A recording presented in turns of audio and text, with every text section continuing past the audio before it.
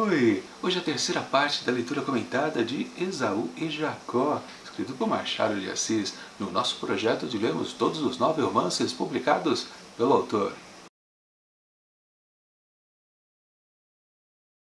Pois é, ao som de uma chuvinha ao fundo no áudio, vamos começar essa terceira parte de leitura comentada, justamente dos capítulos 54 até o 85. E a primeira coisa que eu posso dizer para vocês a respeito aqui desse novo lote de capítulos é que eu mudei um pouco a minha opinião a respeito dessa obra do Machadão.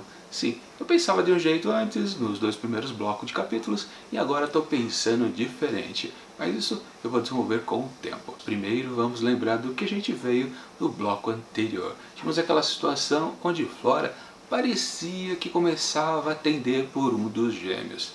Dava a impressão que ela estava mais interessada dessa vez no Pedro. Bom, essa é a parte romântica da história. E na outra parte, que tem a ver com as questões políticas, vocês lembram, né? Tinha acabado de acontecer o último baile da monarquia. E eu estava na expectativa que aconteceria nesses novos capítulos a proclamação da República. Pois bem, de coisa principal mesmo foi isso. A República aconteceu aqui no Brasil, houve a revolta militar, e vamos colocar essa revolta muito entre aspas, né, que todo mundo sabe que a revolução que aconteceu aqui da monarquia para a República foi até pacífica aqui no nosso país, foi até ridícula, por assim dizer, em certos aspectos, né? Aliás, num certo momento, né, os personagens aqui ficam muito preocupados com essa mudança ali da política, pensando que aconteceria muitas mortes, se você levar em consideração outros países por aí, né, onde aconteceu uma mortandade de gente contrária ao novo regime. Não, aqui no Brasil praticamente ninguém morreu. E para falar a verdade, eu não lembro muito das questões históricas verdadeiras, né, tirando um pouco a parte ficcional aqui que o Machadão possa colocar. Eu não lembro de grandes mortes que aconteceram não nessa transição, que eu saiba, realmente não. É citada uma morte aqui de um ministro, né? Não me lembro disso, pelo menos no meu tempo de escola. Mas você sabe, na escola é o melhor lugar para você não saber a respeito das coisas. Enfim, isso é uma outra questão também.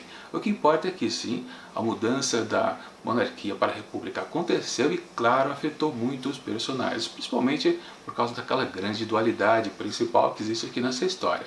Os irmãos Paulo e Pedro. Pedro era o monarquista e Paulo era o republicano. Obviamente, né, que a situação mudou. Se antes Pedro tinha aquela altivez, né, porque estava no regime que ele gostava, e Paulo ainda era um visionário político, agora as coisas naturalmente se inverteram, né? Quem ficou alegre foi Paulo, quem ficou triste agora é Pedro. E um fato curioso, né? Justamente essa transição acontece na hora que os dois gêmeos voltam a ficar juntos. Lembrando, né, eles estavam estudando em lugares separados. Paulo estava estudando Direito em São Paulo e Pedro tinha ficado no Rio de Janeiro estudando Medicina. Portanto, havia uma grande preocupação por parte da mãe deles que quando esse retorno acontecesse entre os dois, a paz finalmente reinaria entre eles, coisa que nunca aconteceu, né? A gente sabe muito bem disso. Mas por ordem de mamãe, principalmente Pedro, teve que ficar com a boca fechada. Ele não pôde questionar nada sobre a mudança. Paulo até percebeu, o que está acontecendo, né? Estou aqui falando o que eu quero a respeito desta república que nasce aqui diante de todos, e Pedro está caladinho. Sim, Pedro obedeceu as ordens de sua mãe e realmente não quis criar conflito. Nesse ponto a gente até pode questionar um pouco o texto do Machadão, porque, poxa, justamente os dois personagens que mais podiam dar pitacos a respeito dessa transição política não fizeram nada. Claro que, por outro lado, a gente teve muita coisa a respeito disso através do outro grande personagem aqui dessa obra, que é justamente o conselheiro Ares. Aliás, é dele que vem a melhor cena aqui deste livro, com certeza, que é aquela da tabuleta. Vocês lembram, né?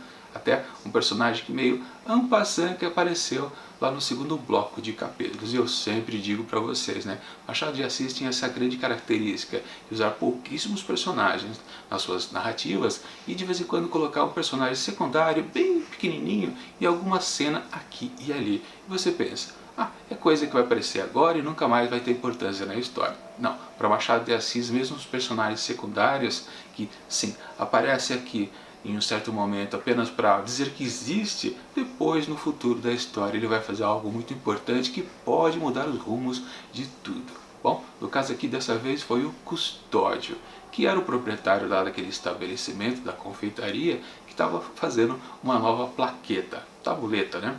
Ou seja, aquela prancha de madeira que fica lá em cima da porta de entrada do estabelecimento dizendo qual é o nome dele. Eu nem lembro se quando ele foi citado outra vez fazia referência ao nome da confeitaria. Acho que não, mas claro, vocês sabem já agora, né? Ou passou a ser dito pelo Machadão e narrador. Confeitaria do Império. E claro que deu um grande problema, né? Porque justamente quando ele tem a ideia de mudar a plaqueta, de renová-la, né? Porque ela estava toda gasta, né?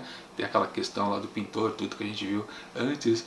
Estava pronto o serviço. Aliás, o próprio Custódio quis evitar que se terminasse, ou ao menos parasse no meio, né? Foi até uma parte bem engraçada também desses 2 capítulos que tratam desta tal tabuleta, onde ele solicita ao pintor que pare no D. Confeitaria de... que poderia ser confeitaria do Império ou confeitaria da República, né? Então o D podia virar D ou da. Sensacional esse martírio vivido pelo Custódio. Claro que não deu tempo, e aliás, o que trata o primeiro capítulo a respeito dessa questão. Mas aí vem o segundo, que aí sim é Custódio conversando com Aires, e é sensacional o que acontece por ali. Beira aqueles textos do Teatro do Absurdo, por exemplo, né? É uma coisa totalmente nonsense o que faz esses dois para tentar definir qual o novo nome que se deve colocar ali na tabuleta. Claro que eu não vou dar nenhum detalhe, vocês já estão carecas de saber qual que é. E quem não viu, com certeza precisa ver esses 2 capítulos, que é sensacional, vale o livro inteiro. Aliás, pode até definir totalmente essa obra do Machado de Assis. Se você destacar esses 2 capítulos, talvez com uma pequena introdução para explicar um pouquinho melhor do que está acontecendo ali, né? E realmente antes houve a transição da monarquia para a república, talvez seja necessário. Mas tirando isso, tudo se entende na leitura dos 2 capítulos, que pode virar 2 contos, juntar tudo, virar um conto só e ficar sensacional. Melhor até que Esaú e Jacó. Sim, aí já pode perceber que talvez eu não tenha gostado muito do novo andamento aqui da história. Aliás, novo andamento, né? Eu tinha comentado ele no começo do vídeo. Qual foi a minha mudança em relação à expectativa a essa obra do Machadão? Bom, antes, lá no começo, eu sempre falava, né? Machado de Assis nunca deixa de colocar uma narrativa romântica no meio das suas obras, mesmo nas realistas, ou principalmente nas realistas, né? Já que na fase romântica era óbvio que isso ia acontecer. Bom, aqui a história romântica, esse triângulo amoroso entre os 2 irmãos gêmeos e mais Flora, não está rendendo. Aliás, não está rendendo é nada aqui nesse livro. Está uma bela de uma enrolação, principalmente aqui nesse terceiro bloco de capítulos. Vamos lembrar, né? Lá no primeiro, eles eram crianças ainda, então não havia essa questão, obviamente. O romantismo não havia nenhum relatado naquele primeiro bloco de capítulo. Depois, no segundo conto, já eles adultos, a gente começa então a saber, enfim, quem vai ser a mocinha da vez, que é a Flora. Só que, como apenas uma apresentação do contexto romântico, a gente nem precisava questionar que estava funcionando ou não ainda. Mas agora, já nesse terceiro bloco, a gente percebe que não. Nada disso está rendendo e está muito chato. Para falar a verdade, não estou gostando é nada. Talvez no quarto e último bloco de capítulos, finalmente o Machadão coloque mais tintas a respeito dessas relações amorosas entre Flora, Pedro e Paulo. Será que ela vai tender para um para outro? Não sei. O máximo que foi definido aqui, exatamente nesse terceiro lote de capítulos, é que justamente ela não se decide e ela gosta dessa sensação que ela tem quando ela está com a presença, por exemplo, de Paulo. Ela está conversando com o Paulo, está gostando de estar ao lado dele, mas fica com aquela sensaçãozinha de por que Pedro não chega? Ela sente falta. Também o inverso, quando ela está conversando com Pedro, está gostando de estar com ele, mas também fica esperançosa que Paulo se aproxime logo, com urgência. Na verdade, ela quer os 2. Talvez isso volte àquele conceito dado por Aires com ela, né? Que ela é inexplicável. Gostar de 2 coisas ao mesmo tempo? Aí a gente cai na noção que é este livro exatamente, Esaú e Jacó, o grande dualismo que existe nessa obra inteira, né? A necessidade de a gente conviver com coisas distintas o tempo todo. Por exemplo, os pais de Flora, né, eles estavam naquele contraste. Os dois são muito políticos, tanto o pai quanto a mãe. Mas, principalmente o pai, o Batista, ele tem aquela coisa de ser um conservador, ele se sentia um conservador, mas muita gente pensar que ele é um liberal. Sim? Aquele dualismo, talvez realmente ele seja as duas coisas e nem saiba disso. Talvez a mulher dele que seja mais a conservadora da família. E Flora, por exemplo, é totalmente, sabe-se lá o quê? Acho que ela está além do liberalismo, podemos dizer. Tivemos também aquelas dualidades a respeito de religião, porque a gente tinha o espiritismo junto com o catolicismo, entre outras muitas situações onde a gente percebe que a obra o tempo todo coloca duas coisas distintas para serem colocadas no mesmo lugar, no mesmo espaço físico, digamos assim, o que faz aquele conflito de forças. Sim, Esaú e Jacó não é sobre história romântica nenhuma. O que Machadão quer discutir realmente são as questões políticas. Ele nunca havia feito uma obra tão política quanto esta. Pelo menos em seus romances. Não sei se em contos, talvez ele já tenha carregado bastante nas tintas a respeito desse tema. Mas aqui, claro, é totalmente político, principalmente nesse terceiro bloco de capítulos, onde, aliás, ele coloca questões que a gente fica até na dúvida qual será o verdadeiro pensamento de Machado de Assis a respeito da política. Eu andei fazendo uma pesquisa aqui tentando descobrir o que o Machado de Assis era. Ele era um socialista, ele era um capitalista, ele era um anarquista, porque tudo isso aqui aparece nesse terceiro bloco de capítulos. Sim, em certo momento ele cita uma frase de um filósofo socialista, depois ele cita a frase de um filósofo anarquista, o primeiro deles, o Proudhon, ou coisa parecida. Não sei. Também, claro, as questões capitalistas. Aliás, falar sobre capitalista, o Machado faz isso em todos os seus livros, inclusive a fase romântica, né? Porque vale lembrar, né? Todos os personagens principais, os seus galãs, eram sempre ricos, como também as mocinhas, né? E vale lembrar, obviamente, né? Toda a grande graça daqueles dois capítulos que eu citei a respeito da tabuleta, ali é uma questão capitalista completa, né? Porque um dos grandes problemas ali de Custódio aceitar um novo nome para o seu estabelecimento é que ele não quer ter um novo prejuízo, além do que ele já teve ali, porque por ele não faria de novo aquela tabuleta, estava gasto o letreiro, mas ele poderia até ficar daquele jeito mesmo. Ele não queria investir para ficar um pouquinho mais bonito, mas de acordo com a mudança política, ele teria que fazer uma segunda nova pintura na tabuleta. Isso que o dava muito desconforto, inclusive porque aquela situação ali não era definitiva ainda, ou pelo menos as pessoas achavam que não era. Podia ter um desdobramento contrário, voltando tudo ao que era antes, ele teria que fazer uma terceira pintura. Ou seja, aquilo era um grande desespero para o personagem e uma bela de uma diversão para nós. Mas o que importa sim é que Machadão aqui nesse terceiro lote esbanjou a política e, claro, a minha mudança de percepção a respeito da história foi exatamente essa. Eu passei a gostar bastante de tudo que ele está dizendo a respeito de política, pois daí revi o que ele falou no primeiro e segundo lote e achei que sim, toda essa história diz mais a respeito disso do que qualquer outra coisa, claro, inserida no contexto da dualidade, que é o tema principal, portanto, aqui dessa obra. E as questões amorosas realmente não valem de nada, não fazem eu virar a página, porque está naquele chove não molha eterno. A personalidade desses três personagens do nível romântico da história realmente não é atrativo. A Flora não é uma grande personagem feminina, aliás a gente pode dizer, né, que a grande personagem de força entre as mulheres é, claro, a Dona Cláudia, a mãe de Flora. Essa sim tem um pulso firme, né, em relação ao seu marido, o Batista. Ela meio que influencia ele completamente. Aliás, né, temos um grande exemplo disso, né, onde temos uma passagem aqui na história onde ela influencia muito ele não tomar uma certa atitude, fazer um questionamento a respeito das questões políticas, monarquia, república, e depois, alguns meses mais tarde, ele fica se lamentando: não, eu devia ter sido contra a minha esposa, eu devia ter feito o que minha sensação dizia, eu devia ter reclamado.